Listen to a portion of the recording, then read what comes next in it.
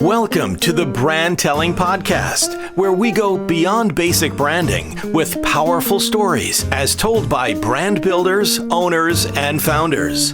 Now, here are your hosts, Chief Brand Teller Arthur Germain and the Brand Chef Asaf Bachman. In business, we say two things all the time. First, you only have a short amount of time to connect with your prospects. And second, you want to tell them a story to capture their imagination. But one of the biggest challenges facing many business owners and founders is choosing the right stories to tell, both to their prospective customers and to themselves. But what happens when they choose the wrong stories? Then they can end up fighting marketing battles they really didn't want because they're trying to compare themselves to incumbent competitors. Often, they can't see how they've trapped themselves in a story of their own making. Sounds like they're becoming the villain in their own story. Yeah, that's right. And you don't want to do that. But too many people think that they should be the hero in the story, and that's not right either.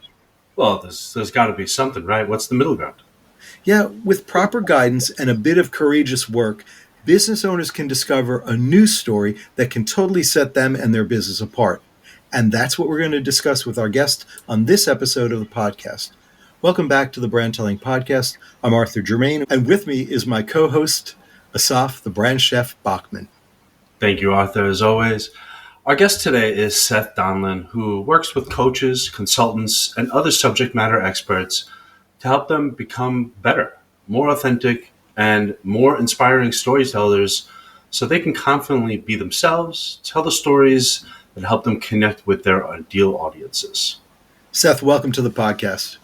Thank you, Arthur and Asaf. I appreciate the invitation. I'm flattered, and I'm excited to get into it. As I was saying in our kind of pre-podcast talk, we're just as excited to have another storyteller on with us. Sometimes I'll talk about the idea of brand storytelling, and I get people kind of do that thing, the twist of the head, like the dog looking at you. Go, what is it you're saying? And so I love your focus on becoming more authentic and inspiring storytellers. Can you talk for a moment about the opposite? Like, where do you find that business owners and founders and entrepreneurs usually default in their storytelling? It's a good question. I think a lot of businesses default into the simplest stories that they know that a business needs to have, right? So they default into their origin story, right? And then their origin story is often quite bland because they think it's just got to be kind of factual or something like that. They may also get into an authority story where they're like, well, I have won so many awards and I have so many degrees, and that's why you need to, and I've published 3 books, and so come work with me, right? That looks like everybody's about statement, right? They all start off with, why you should hire us, and it's like 15 things before they get to, oh, and you have a problem I might be able to solve, Exactly. And then, of course, most business owners understand that they should probably have some client success stories, right? Provided that they're not just starting out and they haven't had any clients yet. I mean, that's a valid reason not to have client success stories. But again, those are often, kind of dry and very heavily on numbers. It's like they're going to a boardroom to present something and they've got their slide deck and look, it went up by 237% or whatever. And there's no emotional connection there between them and their audience when they're just, reciting numbers or something like that, right? And I think that's where most business owners default when they're thinking about story. They're thinking about conveying information, and they're not thinking about connecting emotionally, building suspense and drama, doing the things that a good story, can do for you. So we're going to put you on the spot a little bit. Can you describe your audience to us via a quick story? I think if I talk about a client of mine, an early client of mine, and let's call him Diego for the sake of, protecting the innocent and possibly the guilty. And Diego was a very successful serial entrepreneur and very successful in a number of different areas. He had businesses in a number of different areas. He had worked in corporate at a high, fairly high level. Um, and he was branching out into a new business that was a passion for him. All right. And so now he's looking to build a brand around this new venture. And it really didn't, nothing was going to be transferable, particularly. He couldn't look at his other businesses or his corporate work and say, and this is why you should get with me in this new business that I've got. And a lot of my customers are in a similar kind of place in their mind. They may not be having a million different businesses and shifting from one thing to the other, but they don't have an idea about how to craft the brand that they want for themselves that's going to get them the results that they're looking for. Their brand has just been kind of crafted for them as they've gone through life and gone through their career. Mm-hmm. Or, they tried something a while ago, or they, on their own read a book or something, and they haven't really figured out how to position themselves, how to differentiate themselves, how to really be speaking to the audience that they're looking for. And so I think that that tends to be my audience is those people that are very successful at what they do, but what they do isn't branding, and it's not personal, right. Personal brand development. It's not marketing of their new venture. Right. That's great.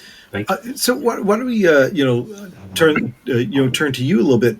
Tell the audience a little bit about your background and what led for you to become a storytelling coach. It's funny. I usually tell my clients not to fall into this trap of when people ask you, tell me your story, of going back to the beginning, right? Because a lot of times we go back to the beginning and we tell all this stuff that's kind of extraneous to our target audience that, was important to us because we lived it. But I am going to go way back because I won my first storytelling competition when I was 12. Wow. And then I went on to high school and I studied creative writing, and we had some electives in high school. I studied creative writing. I went on to college. I had an English degree with a concentration in creative writing. And then, from there, it's been nothing but one victory after another. But yeah, I went through a bunch of different ways of using story in business. I launched my career as a journalist.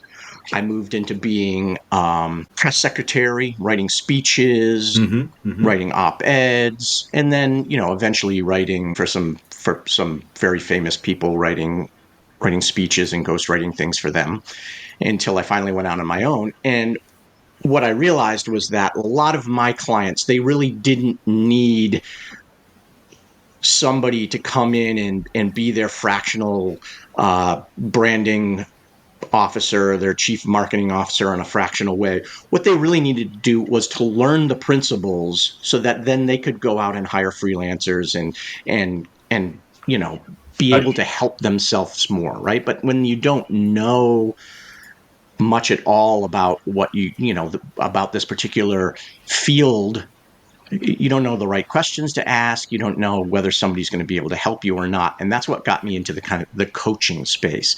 Sure. And the more that I worked on people, coaching them through PR and brand building and marketing, the more and more I realized that what these people need to know how to do across the board is tell better stories. And that's how they're going to be able to better connect with their audience. And so that's how I ended up where I am today. Without a doubt. I mean, that's absolutely key. And so as, you're teaching, all these different people how to become better storytellers and more inspired storytellers, we know that in every industry, there are definitely trade secrets and tricks of the trade that really can do 80% of the heavy lifting with 20% of the work. So would you be able to provide any kind of like like a 2-minute masterclass for our audience of of storytelling that maybe they haven't heard before? Sure. I think that the biggest trick is getting past the idea that a story has to be something incredibly memorable from the standpoint of, oh my God, I can't believe he did that. I can't believe she lived through that, or whatever, right? We spend so much time watching Hollywood movies or TV documentaries, reading, I mean, very good business books written by somebody that's done something really amazing. They were an Olympian, or they were the leader of all the special forces in Afghanistan, or they, whatever the case may be. And now they write a book and they've got lots of great lessons to tell us. But that's not the life that 99% of their audience is living. And so while these stories may really inspire us from being new and interesting and aspirational in the Olympics Yeah. or climbing Mount Everest, the stories that really end up connecting with our audience are often the little stories that are much more relatable because we all have experienced them, right? So they're the stories about something that happened in the parking lot at the grocery store, something that happened while you were picking up your kid, or a conversation that you had with your kid, or a thought that you had while you were watching them play, or Something that can happen to anybody at any day. correct. And even if you don't have kids, right? You were a kid, you've got friends that have kids, or you've got siblings, and and like, these are stories that we can all relate to, even if you are not the member of your family that goes to the grocery store on a regular basis. You've been to the grocery store, right? Or you've been to the convenience store. You get what these stories are like, and we all have them throughout our day. And the key is being able to recognize them when they're happening, and figuring out how to use those in your stories. And that will make you a much better storyteller, because rather than laboriously trying to figure out, okay, what's the most impressive story that I can tell? This is my best, most impressive story where I really accomplished something amazing, but damn it, it doesn't at all relate to what I really want to talk about. So now how do I make those two things work, right? But you probably have a million stories over the course of the last year, and you can pull from a few of them, and they are going to fit perfectly with the lesson you're trying to teach, or the emotion that you're trying to, bring forth in your audience. Right. So step one is mindset. Get past that idea of it has to be a big story. Realize that the little stories are often a lot stronger. Then the second part is figure out how do I collect these little stories? And that's pretty easy. Just start keeping a journal. And as you go about your day, when you get into work and you say to your coworkers, wow, I just saw this happen, or I heard this on the radio, or whatever it is, that's a story. Jot it down in your journal. Just broken phrases, just little bit of information to jog your memory when you come back to it. You get home, you're on the phone with your family member, or you're out to the bar for a drink with your friends, or whatever. You're going to be exchanging stories. Jot those down in the notebook. And then later on, once a week, however you want to do it, go through that list. Keep compiling day after day, week after week, but go through that list and start looking at that in terms of your business. Okay, is there anything here that has some kind of connection that I can use as a seed for me teaching my lesson? And then you just have to practice. I tell my clients, my students in my Authentic Story Academy, to make another list of all the things you might want to talk about in your social media marketing. If you get on a podcast, whatever, have a whole list of this stuff. Number your story seeds, get a random number generator, have it pick 2 random numbers. Pick one from column A, one from column B. Smart. These things are going to be totally unrelated, most likely. And then your exercise is to figure out, how can I teach story from column, lesson from column B with story seed from column A. Mm-hmm. And it's amazing how often you can actually make them work pretty well together. And even when you can't make them work pretty well, the connections are so torturous and so absurd that they actually become kind of a funny story in and of itself. So it can be a very fun exercise, right? Just practice it. You just practice. Take those seeds, you find a story and you say, wow, that would actually work for this thing that I'm trying to teach. I have a story that I use all the time about people, not worrying about what non-target audience people are going to think, right? We get shot like, I can't say that because what are these people going to think? The story is about, no, speak to your audience and don't worry about them, right? And the seed from the story is from when I was like 10 years old, going out with my best friend and having some fun, and the lesson that I learned, right? So just recently, I thought to myself, I wonder if I can use that in other regards. It's a gem. I use it all the time, but I wonder if there's more there. And I started trying to think of it. And eventually I just I ran an experiment because I just wanted to see what would happen. ChatGPT has the story in it. I put all my writing into an AI because I ask it to look for trends in my writing and things like that. I don't have it write my stuff or anything like that, but I like it to analyze my stuff. It's very good at that. Yeah. And so it's got the story in there. It knows how to. So in like 3 sentences, I said, hey, take this story that you know what my audience is, you know what I like to talk about. What other stories can you tell with this? And literally in 30 seconds, it had spit out a brand new story. It wasn't great, but it was good. It was something that I talk about. It fit with the story, right? But you can do that as well. I do it all the time with people that I'm working with. We pick one story and then we see how many, okay, we could talk about this, we could talk about this, we could talk about this. And oftentimes you can get 3, 4, sometimes even 5 different lessons that you could teach potentially off of one story seed. That's fantastic. And again, you just practice like a baseball player in the batting cage. You just keep hacking at it and hacking at it and hacking at it, and then you get better. I think the practice part is a huge part. And, we're going to talk a little bit more with our guest, Seth Donlin, when we come back from this break. Hey, if you're enjoying the Brand Telling Podcast, there are 3 ways that you can work with us. First, become a guest on the podcast. Seth and I are always looking for spicy guests. That's business owners and founders who have something to share with our audience. If this sounds like you or someone you know, please email us at podcast@brandtelling.com. Second, stay in the loop on everything going on at the Brand Telling Podcast and get yourself a copy of everyone's favorite chapter from my book, The Art of Brand Telling. The chapter is called 5 Steps for Telling Your Own Powerful and Differentiated Story, and it's yours to download for free at subscriber.brandtelling.com. And finally, schedule an introductory call with us and see if we're a fit for your branding challenges.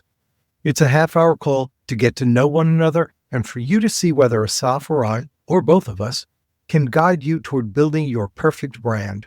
Schedule now at letsmeet.brandtelling.com. And now, let's get back to the episode. Okay, welcome back, everybody. Our guest is Seth Donlin, and he is a storytelling coach. He works with subject matter experts to help them tell better stories. Not just tell better stories, but actually helps them to kind of discover and find those better stories that they can use in their business life. Before the break, Seth was talking about using a journal to capture stories that people find in their daily life. Maybe they've gone to the grocery and something interesting happened, and they capture that and use that when they're having a conversation in a business, that they can tie that together. And I really like the idea of having story seeds and story seconds or story outcomes, and putting them together randomly as a challenge to see what you can connect. One of the things that I've done, especially working with people on presentations and on interviews for a podcast or a news interview, is the idea of people tend to, if you ask them to tell the background, like you noted earlier, they tend to start way back. Well, in 1995, I did this, and you're like, oh my God, we'll never get here. What I've taught people to use is a trick I called yesterday, today, and tomorrow, where I tell them, I used to do X, Y, and Z and kind of capture in that. And then today I'm doing this. And now our company is focused on this. And it makes it so much faster. And the audience kind of keeps along.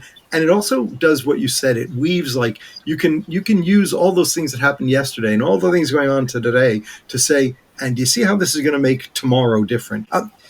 What challenges do your audience generally face when it comes to storytelling or presenting or using storytelling in their marketing? The biggest challenge that they typically face are the stories that they're already telling themselves, right? We might not frame it in this way, but we all tell ourselves stories, right? Stories about whether we're good enough or not good enough. Stories about whether we have a competitive advantage or whether our clients have a competitive advantage, right?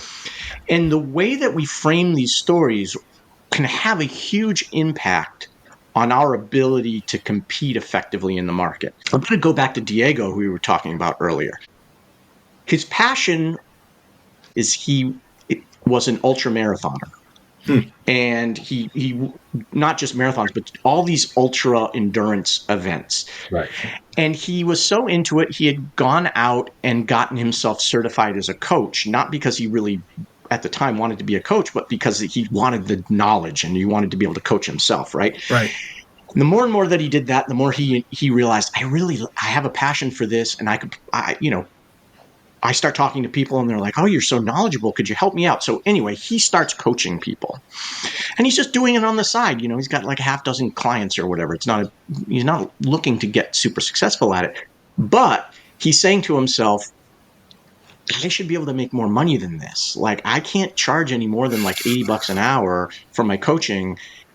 And that it's not worth my time to coach somebody for $80 an hour. And the reason why he thought he couldn't charge any more than $80 an hour is because he was looking at other coaches on, like websites that had coaching, coaches you can choose from and stuff. And he's like, look, this guy is an NCAA champion, alternate to the Olympics. He's charging $85 an hour. I didn't even run NCAA Division III. Like, I can't charge more than he is charging, right? That was the story he was telling himself. It was the absolutely wrong story to be telling, because that story left him competing with this NCAA champ on the NCAA champ's strength, which is like gold medals won or whatever, right? That type of experience. And so I said, Diego, you that's not your target client. Look, you are a 40-something-year-old guy who has run all of these amazing ultra endurance races that other people absolutely dream of running. They've run some marathons. Now they want to run their first ultra marathon. And these people are also making $250,000 a year. They're lawyers, they're doctors, they're whatever. They have the money. What they want is somebody, they have a dream. Their dream is to complete their first ultra marathon. You're not selling them coaching hours. You're selling them the fulfillment of a dream. And with their bank account, the fulfillment of that dream is worth $2,500 to them, $3,000 to them, $5,000 to them, whatever it is. You are perfectly positioned to sell them that story because you are them. They are you. You're the same type of person, and you can say, if I can do it, and I have done it, and look at all the times I've done it, I can help you do it. All it's going to cost is $3,500. And for that $3,500, you're going to get me coaching you for 16 weeks. We shifted the story, and that allowed him. Now, he went from making like $85 an hour. We put his hourly, when we crunched the numbers and we put the package together, his hourly was like $225 or $250 an hour. That's what it should be. And this is something Asaf and I call it becoming a category of one, is this idea of, instead of always competing, like you were saying, oh, I don't know if I can compete with him because he's charging this and she's charging that, and trying to position yourself somewhere in the middle, right? Then I'm well positioned. If you're a category of one, you get to charge what you want. You get, like you said, you go look at a coaching website and you see 100 people that are coaches. You're just, 101. But if you are a category leader, if you say, I am an ultra marathoner for the 40 plus 40 plus year old executives or something, then you're like, Right. oh, how many of the other coaches say that? None, zero. They're all playing with a scatter shot and you're playing with a rifle. So, you get to be, category of one. Are there any types of stories that you would, kind of red flag for founders? Like, don't tell this story. Nobody wants to hear this story. This story will work against you.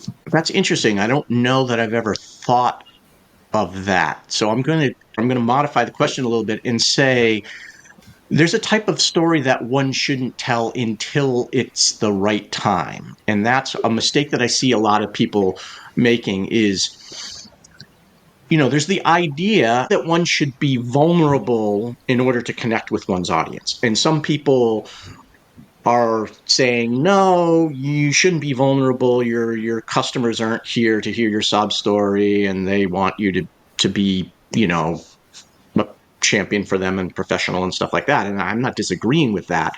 But vulnerability and using your mistakes as lessons that you can teach from and things like this, showing how you've overcome adversity, and that's how you know that you can help them overcome adversity. These are not bad things, right?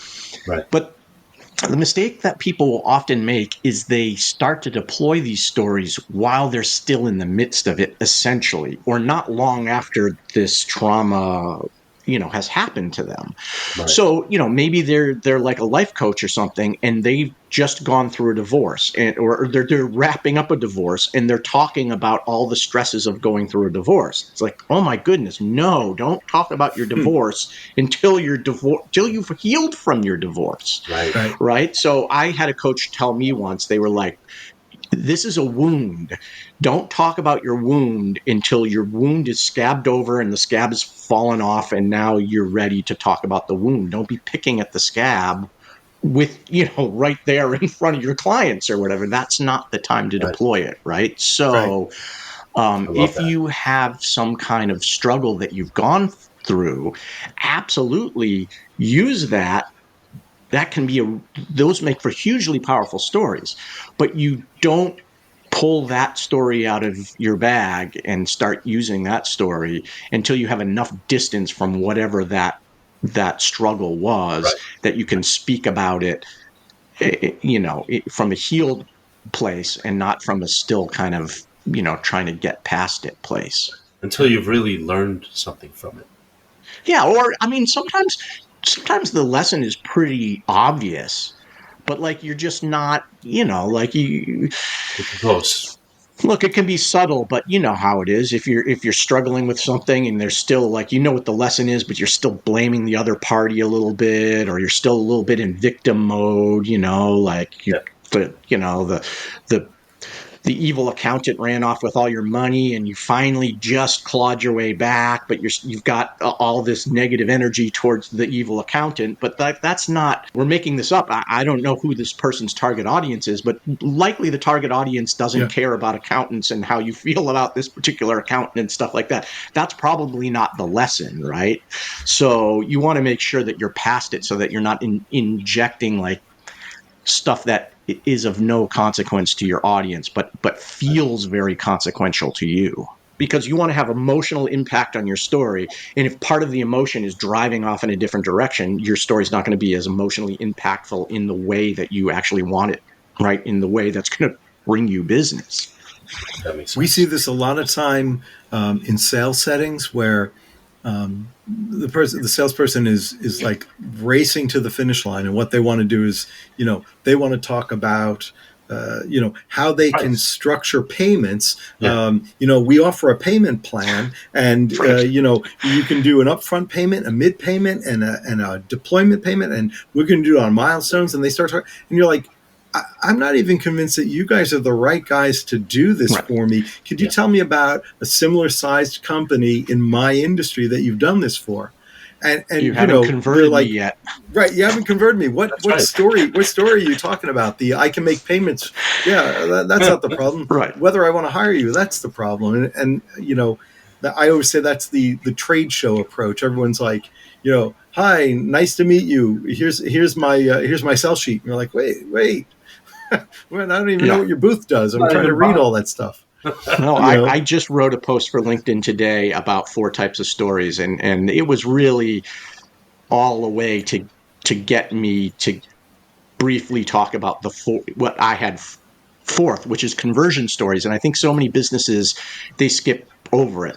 yeah, Right. Then we talked at the beginning of the show, origin story, authority stories, and customer success stories. And so many business owners, they're not even aware of the conversion story and the idea that you have to have a strong story of how your audience, right? Your audience is, stuck on the island. I have another coach that she would like to say that your audience was stuck on the island of suck, and they wanted to get off the island of suck and to the island of joy, right?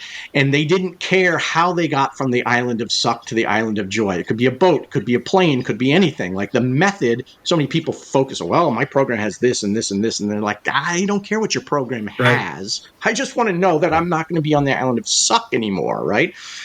And the reality is that for many people, the biggest step that they need to make, the biggest thing is like a service provider that you can do for your client is help them to understand that they need to make the decision to commit to whatever their next step is. And their next step could be to sign up for your program, or the next step could be to say no thank you to your program and go search for another program, or just decide that they're going to do it on their own, right? But until they've made that decision, no progress gets made in any direction, right? And so we have to come up, what are these stories that we can tell to our audiences that maybe explain a situation that we had similarly, where we had to make a decision and lock into that decision before we could progress, or some other mindset type thing that helps them get into that decision making mode. And until you put them in that decision making mode and help them to like get to the point where they're ready to make a decision, whether it's sales or anything, I mean, they're not going anywhere. They're not progressing to the next step, payment plan or no payment plan. Exactly. So, Seth, we know you have lots of stories, lots of client stories, lots of stories you've written over the time, but I want to know, what is your spiciest story? What is my spiciest story? Yeah, well, okay. I won't go into all the gory details so that we can keep this, relatively family friendly. But I had a client who was a fashion photographer, and he wanted to get into the adult film industry as a photographer for the adult film industry. And so he was going to go out to Las Vegas in January of every year. Las Vegas has the Adult Video News Awards, which is like the Oscars for pornos. And he was going out there to like try to, shake hands and drum himself up some work and take his, amateur pornography work and be like, look, see what I could do for you. And he wanted me to help him with that. He couldn't really pay me much money, but I also knew I could sell that story to a magazine. So I was like, all right, I'll go out there with you. This is going to be weird. And it was weird. I mean, it was very weird. And, but it was also fascinating. I mean, to get into an industry like that and to see the way that they were branding and marketing and positioning themselves, in a way that I would never have, I never had really thought much about, okay, how do Sure. individual adult film production companies market themselves versus their competition? And, I literally had people come up to me because I was telling most of the people that I was there writing a story for a magazine, which I was, but So then they want to talk to me because they're hoping I'm going to write something about them, which I wasn't going to. But, I had people explaining to them how, the problem with the industry is X, Y, Z. But what's great about our films is that we shoot only outside in like dirty back alleys and this and that. And it's like, that's what people really want. They want it raw and like, gritty. And I'm like, oh, okay. I guess if they know their audience, tell me, right? So It's all about knowing your audience. That was a really strange thing. But later in the day, the fans come in, and then it's just like any trade show. I mean, there's talent throwing T-shirts out at the crowd, and people picking up keychains and pens and all that kind of stuff. It was just like any kind of movie or video game or whatever kind of convention. In the afternoon. And I don't know, for me, that type of stuff really interests me to like find some group that seems so totally out there and different, and then get in amongst them and realize that like in the morning, they were talking about all the same stuff: sales targets, marketing, differentiating, branding themselves. Like that's all they were talking about. It was not like sexy talk in the morning at all, right? It wasn't titillating. It was all business. And then the afternoon, again, it's like throwing T-shirts at people. So, yeah. I love it. That's great. It's probably the spiciest story. That's pretty good. So, Seth, why don't you tell our audience how they can get in touch with you? What's the best way to connect to find out more and to do some business with you? Sure. They can connect with me on my website is probably the easiest way. I'm sure it'll be in the show notes, but it's my name, Seth, S-E-T-H, Donlin, DONLIN.com. And they can go there and, if they're interested in finding out ways that they can work with me, they can book a free 20-minute consultation call. The button's like right there on the website. Can't miss it. I'm always happy to help with people that are looking to grow their brand, looking to get better at storytelling, and particularly people that are looking to get better at using their stories and in things like podcasts and on stages and whatnot. So that's great. Come on by. Seth, thank you very much for joining us here on the Brand Telling Podcast. I am Arthur Germain. And I am the brand chef, Asaf Bachman. And for the Brand Telling Podcast, signing off. Thank you for joining us for the Brand Telling Podcast. If you have a story idea or would like to be a guest on the podcast, please send us an email at podcast@brandtelling.com.